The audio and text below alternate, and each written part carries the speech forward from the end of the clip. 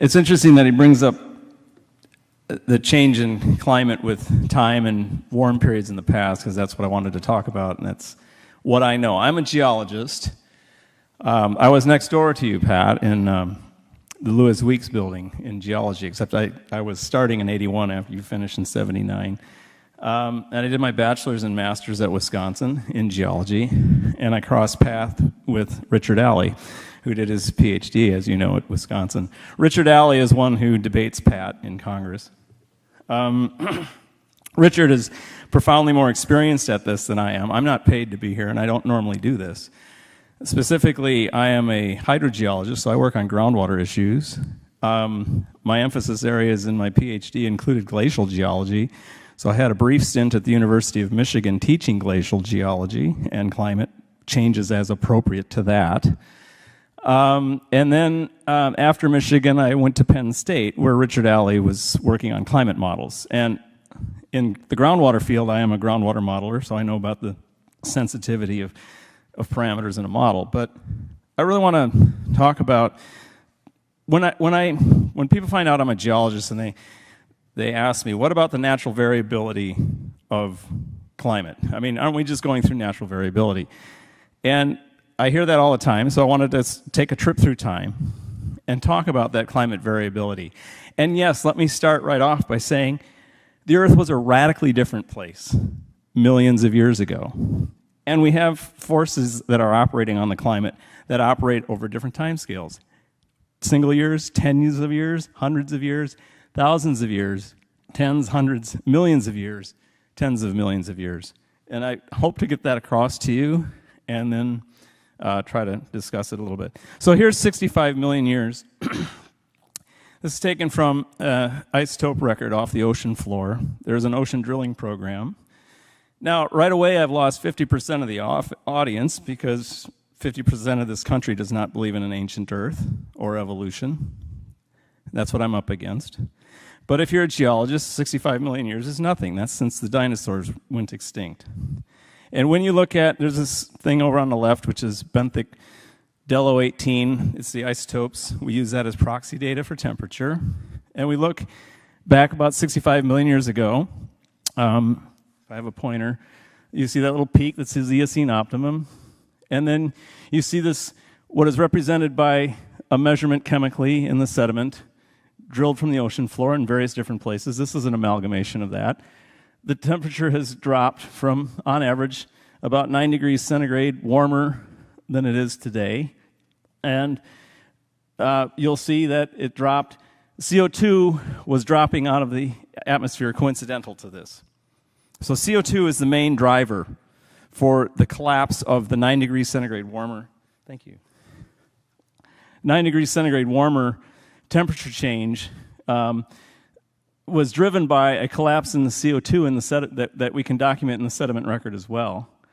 And CO2 gets to a certain threshold point where it trips ice ages. This Antarctic glaciation, before this was so warm we didn't have glaciers in Antarctica.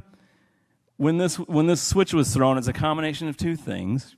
CO2 fell to a threshold level, as well as the opening of South America and Antarctica. So now we're talking about tens of millions of years scale changes in time where maybe opening of a strait between two continents might play a role. That opened the circumpolar current, first time that Antarctica had a swirl around it, which isolated the continent. And that, in combination with CO2 levels dropping off, tripped ice ages on Antarctica, and it drove the Earth's relative climate down. Now, I don't know what caused the warming. I don't remember. Okay, so that's another thing that's important. I, as a single scientist, don't know everything. And so I'm not going to stand up here and act like I do. If I don't know something, it's probably the most intelligent thing I can say, is I don't know. You have to understand something about this science. This is an amalgamation of thousands of fields of science. Every one of these little ticks is somebody's PhD thesis. Okay, so CO2 fell off from the Oligocene down. Human evolution begins in the Miocene. We get to a CO2 threshold level, and then we get this oscillation of ice changes, or ice ages, from about 2 million years to present. The drivers, really quickly, because I don't have much time, luminosity, solar output. These are things that people ask about. Albedo, the reflectivity of the Earth. These are things that if they don't ask about, they've heard about. Ocean feedbacks. Milankovitch cycles, there's 3 of them. They're really complicated, but 10,000 years to 100,000 years, which is sometimes called orbital forcing, has a role in this. And the greenhouse gases. We're learning more and more that greenhouse gases is a driver in this. The evidence that we look at when we look at these drivers, when we're dealing with luminosity, we're tapping into what we know about astronomy, looking at billions of stars in the galaxy and how average stars like ours evolve over time. We look at sunspot records. We know the relative changes in the solar constant in the upper atmosphere due to sunspots. That's not my field. You know, it's like you go to a doctor, you go to a brain doctor, you don't have them work on your ankle. Okay, ocean feedbacks. I mentioned the sediment record for that. Milankovitch cycles, we see them reflected in the ice cores and the greenhouse gases. So here's, really quickly, luminosity.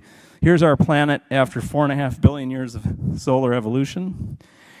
Luminosity, which is basically the solar output, increases with time. But for the last 500 million years or so, it's only increased from about 93% of what it was to what it is now. So eventually this star will supernova, and the star will die. But given histories, we can rule out luminosity as being a cause of warming.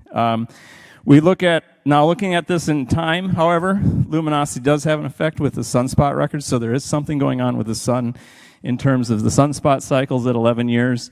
Maybe out to hundreds of years, solar output might change a little bit. There was an absence of observations of sunspots here, which is evidence that the sun was not putting out as much energy. We had a little ice age at this time. So there we're talking about hundreds of years. Now, I want you to notice something about Pat's presentation. He didn't talk about anything but, say, 100 years and then projected in the future. I'm already back 400 years. He did mention just 5 minutes before I got up here, with the medieval warm period, goes back to about 1,000 years ago, or 1,000 AD, 800 to 1,000 AD, and the Holocene maximum, now we're out to 10,000 years. What caused the warming in the Holocene maximum is the last uptick of Milankovitch cycle-driven warming. So the Milankovitch cycles were driving the ice ages, and I'm going to show that next. But what caused the warming was the last uptick in the Milankovitch cycle warming. And so that resulted in the Holocene optimum, which he was just talking about. So we climb out of the last ice age. We have a slight cooling event. We have another abrupt climate change after the Younger Dryas here. And then we have the Holocene optimum in here. And that was driven by the orbital forcing phenomenon, which has to do with tilt of the Earth, the shape of the Earth's orbit around the sun, and the wobble, which causes the timing of the Earth's closest path to the sun relative to the seasons. So we see the Milankovitch cycles going, now we're back to 100,000 years, and this comes off of the ice cores. There's something else that I want to mention is that we didn't think about this yesterday. We've been worried about climate and geology since 1880, when Louis Agassiz first gave the evidence for continental scale glaciation in Europe. We had some major breakthroughs in the 1950s and 60s reading isotope cores.